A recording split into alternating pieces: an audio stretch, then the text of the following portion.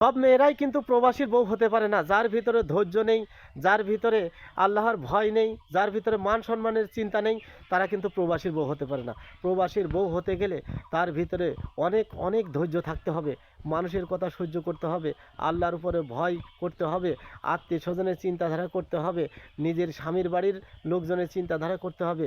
প্রচুর পরিমাণ ধৈর্য সহ্য করেই কিন্তু সে সফলতা অর্জন করতে হবে।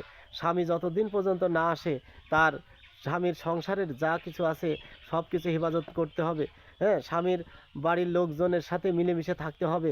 এইরকম করে কষ্ট স্বীকার করেই কিন্তু প্রবাসীর বউ হতে হবে। প্রবাসীর বউ বললেই হবে না, কারণ প্রবাসীর বউ হওয়া অনেক কষ্টের ব্যাপার। তাই যারা প্রবাসীর বউ আছে তারা সবসময় আল্লাহর উপরে বিশ্বাস রাখতে হবে, স্বামীর আমানত যেন খেয়ানত না হয় সেই চিন্তাধারা করতে হবে। এইভাবেই সে একদিন ঠিকই সফলতা অর্জন করতে পারবে স্বামীর সংসারের।